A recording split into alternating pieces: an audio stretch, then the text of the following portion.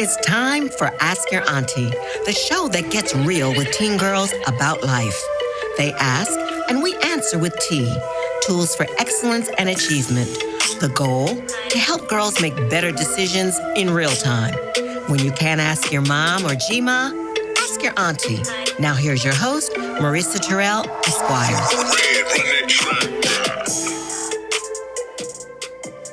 Got questions? Ask your auntie. I'm Marissa Terrell, but you can call me Auntie M, and I'm director of the High Tea Society Foundation and the host of this podcast, Ask Your Auntie, where we provide sugars, also known as teenage girls, with reliable answers to their questions. Let's meet our fabulous guest for today. Hey, Auntie Theresa. Hey. Welcome to Ask Your Auntie. Thank you for having me. I'm so excited to be here today. Oh, my goodness. This is exciting. Okay, so how long has it been, girl? How long has it been? Listen, I think we met, I feel like we met before I opened Letty Gooch, my boutique. But I vividly remember you strolling in, hey, and bringing all the light that you bring with you, and, you know, us hitting it off and talking all things fashion, and you taped your show in the store before. Right. I was doing that TV show back then. Yes. So yeah. we have a very long history. Oh, this is DC. The fashion scene in DC is so intimate. It is very intimate. You run into the same wonderful people, and then we get, a couple of imports. But yes. I'd like to say that we're part of that old, not say old, but original or long-standing fashion we were part guard. Of really starting the fashion in DC, because one of the reasons I opened a store, I had moved away.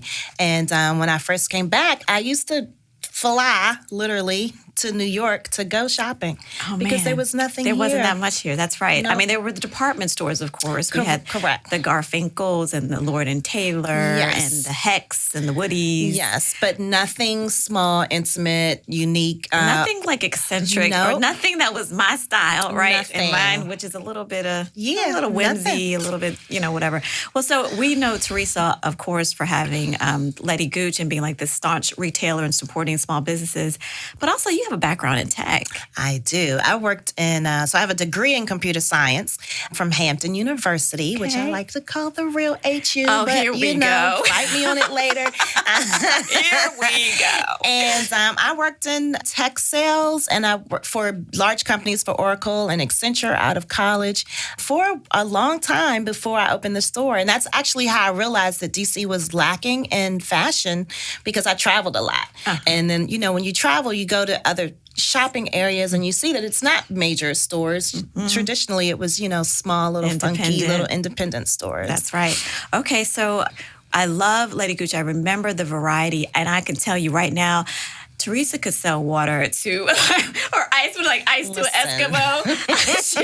You have the sales thing down. And I recall going into the shop and just being mesmerized by all the offerings and never being able to leave without buying something that I probably did not need but love to death. Okay, that is your gift. And so what are you doing these days? So these days I am doing small business marketing and retails as a consultant. I've been consulting other small businesses since I had a physical brick and mortar for 18 years. But I'm still really passionate about small business. It's really difficult to do in this city, but I'm really passionate about them surviving, because without small business, the pulse of the city is gone. Absolutely. And the charm and just the sort of the part of the spirit. I mean, big box stores are great. Yes. But there's something quite unique about going into an independent store that has their own ethos, and you're just like, okay, I can get into this. All right, super.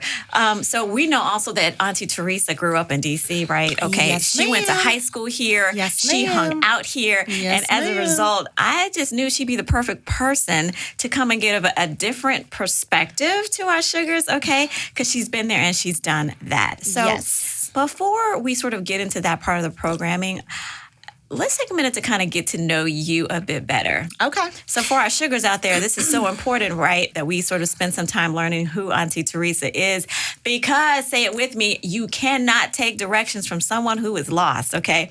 So we need to know who Auntie Theresa is before we even think about following her advice. I mean, did she even go to high school? Like, we got to get to the bottom of it, all right? Okay, so let's talk about, what was it like growing up in D.C.? Now, what do we talk about? The 80s, so the 90s? I'm scared to even say.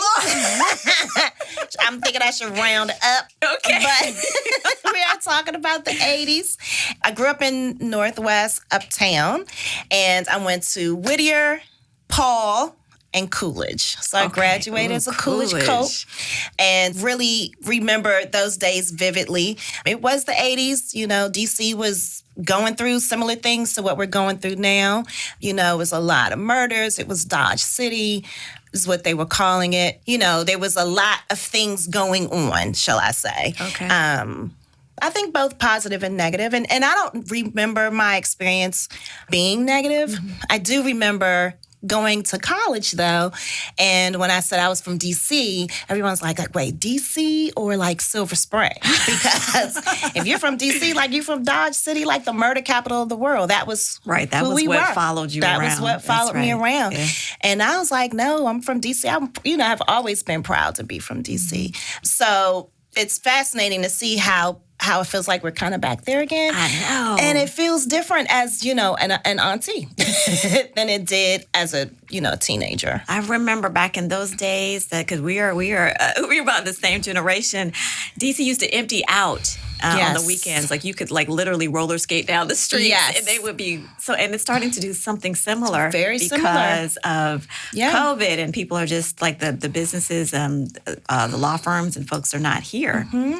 Yeah. People working remotely. So it does feel eerily similar to the 80s and 90s. A lot of similarities. It feels very similar. So it would be, I would, be curious to know how the sugars feel, if they feel what the news is saying and the reality of what's really happening in the city and how it's impacting them. When I think back to how it impacted me back then, I was definitely aware of it. I also remember when the murder started happening, when the first person who was killed that I knew, how that impacted me. And even I remember like one of my friends committed suicide. Like I remember those things, how they impacted me. But I don't remember being afraid to be in the city, but extra cautious. Cautious, on the swivel. On the swivel, for sure. Thinking about where I was going. Yes. Wanting to not always have on headphones. I remember that if I had on headphones, it wasn't music playing. I'm like paying attention to what is happening. Correct. I'm trying to, I would let certain buses roll by me, wouldn't get on them. Mm-hmm. I remember that certain times of day I wasn't going to be on the trains. Mm-hmm. Because I traveled alone a lot, because I was going all the way to Georgetown on the 36 or the 32, and I was like, okay, girl, you need to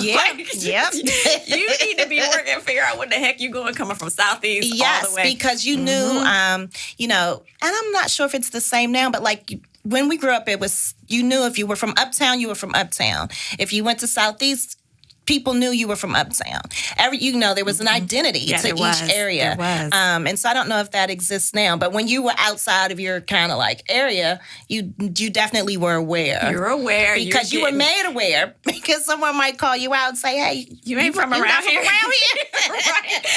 Okay, so where were you hanging out? You grew up uptown. Your school was close by, Yeah. How did you get Coolidge. to school? I walked to school or took my parents' car, which is crazy because I was definitely able to walk.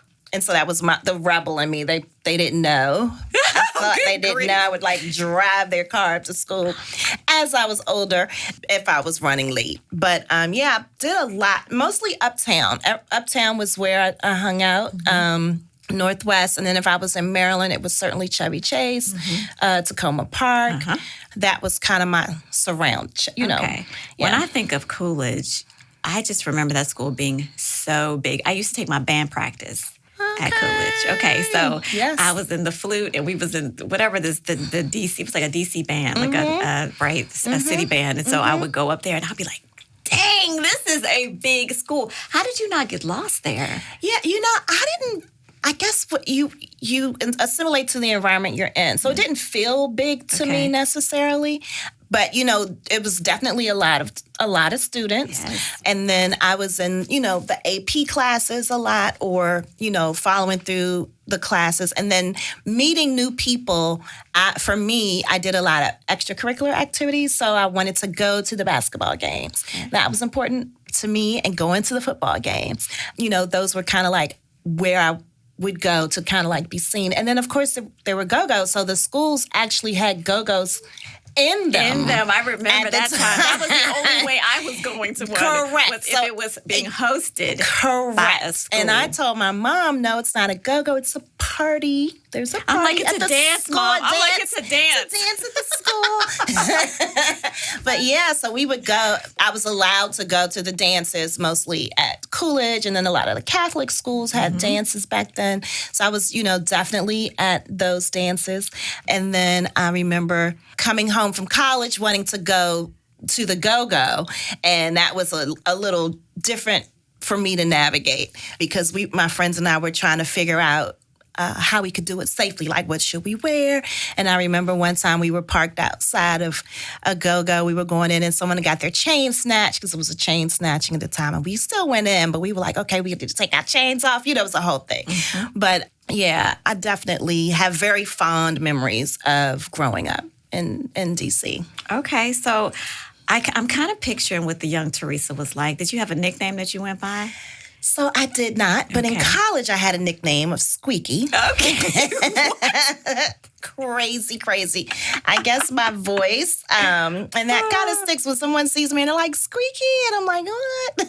Oh my goodness. But I went by Theresa in high school, and I remember trying out for cheerleader. I'm so disappointed that I didn't make it, but I was like a pom-pom. And then I think I was in junior high school, because I liked going to the basketball games, because, of course, I was where I could meet guys or meet boys. I kept score for the basketball team. Smart. And that was a smart just to be way. on the scene, having a job. You could just be everywhere at once. And so I stopped dancing on my I played the piano. I was very creative, and I danced, and I stopped all those things so I could go to the games and still be around the boys. Okay.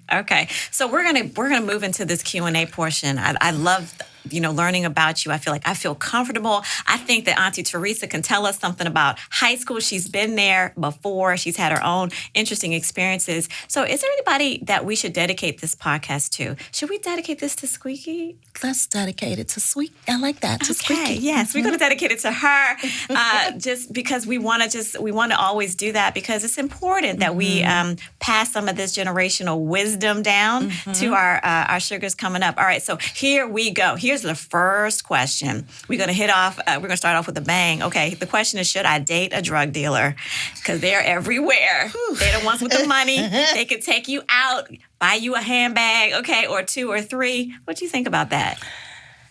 So this one is a heavy hitter for me.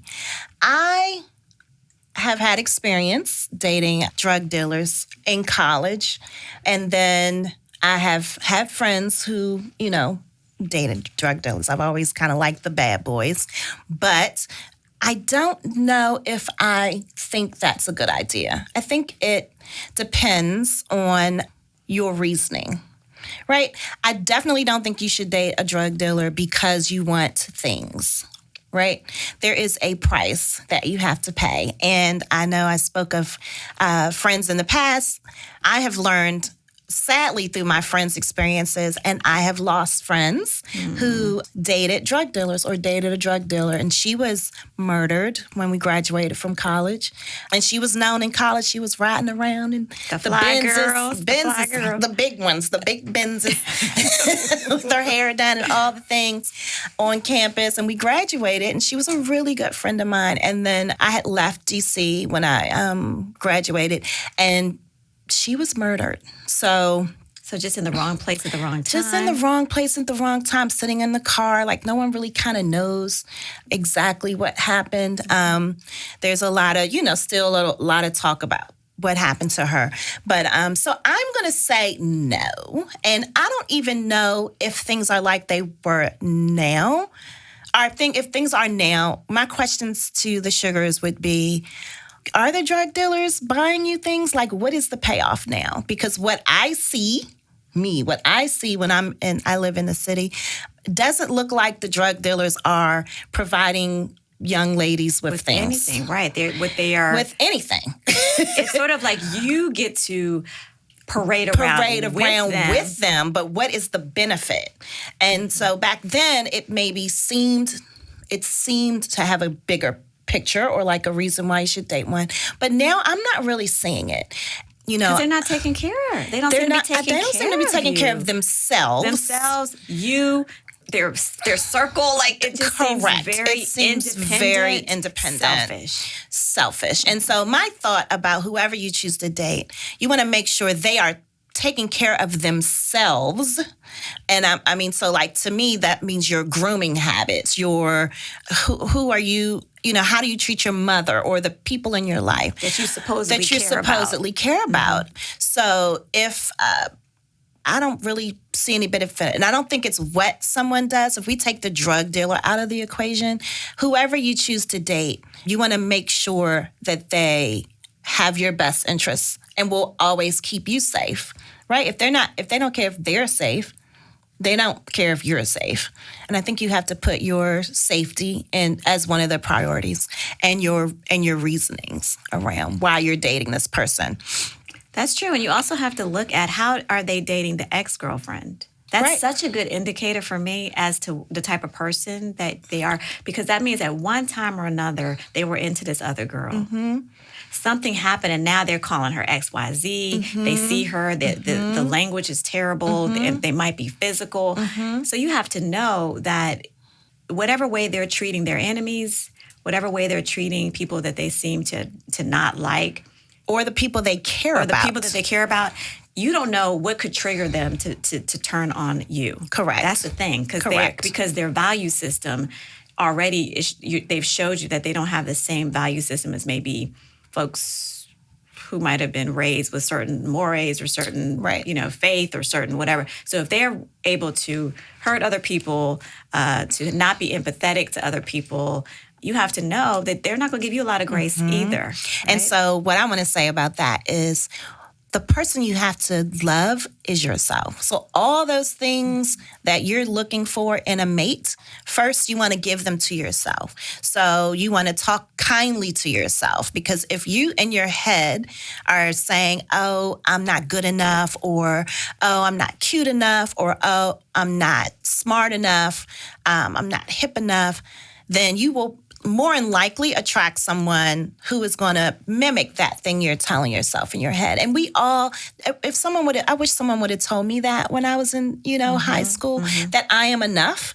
I have to still constantly remind myself, you are enough, Theresa. You are worthy of nothing but the best of all good things, and give yourself all of the good talk. Then you will know when someone talks to you the wrong way, even if they're not calling you a B word or a H word. You still know when someone is that energy. That energy. It's not going to be. It's not going to be something you're comfortable with. Correct. Because it's going to given a different narrative. Correct. You're going to strengthen your intuition. Your intuition is when you walk in a place and you're not supposed to be there. Give yourself permission to leave. Okay, I gotta go. Okay, that's a good one. Let's move. We can actually take that thought and move it into this next question. So here's a question. I want to spend the night in a hotel with my friends for prom, but my mom said no. Should I do it anyway? Okay, so what do we think about that? So I think there was recently the first young lady who died this year was literally in a hotel for the New Year. She was with just her friends, with her friends. She was home from college, and her friends were spending the New Year, which seems totally fine to me. To go hang out with your girlfriends, you're in a safe space. However, someone violated their treaty. Right, someone in her friend group went against the girl code and violated the trust and invited some guys there who clearly did not have the best interest. Didn't have of much the to group. lose, right? Correct. Some folks who were just sort of on the margins. And it went bad for her. Like, she's not here anymore because someone shot through the door, whatever. They were asking to leave, someone, whatever. But again, what's important is your circle of trust. Like, who do you have in your circle of trust? And, sometimes that might feel like just you. And that's okay. Mm-hmm. Then you give yourself permission to try to find other people who may have your best interest, right? So I think if someone is telling you no, unless you can justify this, that's what I used to do. I used to tell my mother, well, this is why I think I should go, right? Like, here's my presentation, my deck of why I should get a car. Oh, girl, that sounds like my house. Here's the thing, like, this is why I should go. But, like, really ask yourself those questions before you say yes. And not just to the prom, but, like, anything you feel like the group that you're going with. That's right. It's the group. It's the group. Right? It's the group mentality. You kind of know who you're going with. Because, like, think about it. You got a set of, let's say you got a set of 6 girlfriends, right? Right. Now, you already know one of those girls is probably the supporter girl who's always going to have your back, right? There's usually one of those. Then you got the one that's a little crazy, the one that's pushes past boundaries. She's fun, but she also maybe hangs out with another group. Maybe she's boosting on the side, or she's doing something a little bit shady. You guys sort of understand that's who she is, and you bring her along. Yeah. Okay. The problem is that because we know that girls can be jealous, girls can be, I don't know, competitive, like anybody else. So they could easily set something up. That's happened to me. Set something up. Don't really mean for you to get killed or hurt. Maybe they just want to scare you or shock you or let you know that they still have some control over certain things. You know this already about this personality. So you got to pay attention. Put yourself first. Yes. That's it. That's it. Bottom line, put yourself first. Yeah.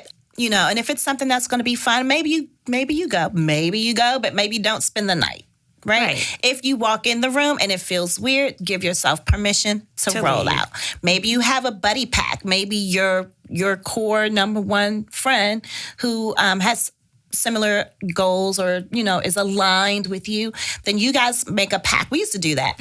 Okay, so if, still do that. XYZ happens, girl. Because I don't like to go out a lot. But, I'm like, okay, if I'm ready to go, you cool with leaving with me or, or not. Let me know now so I can plan to make my own exit. Right. So, yeah, I think it's good to have a buddy pack and then to really talk about those things. Like, I don't remember as a teenager even talking about, what happens if this, like making future scenarios in your head. That's true. Or even talking about it as a group, right? Because you really don't, I guess we don't really spend a lot of time thinking about the what ifs on the negative side. Right. We talked about, okay, so what if the guy wants you to go off by yourself? How are we going to handle it? We talked about that, but not so much crime or something bad happen. But these days, we already know.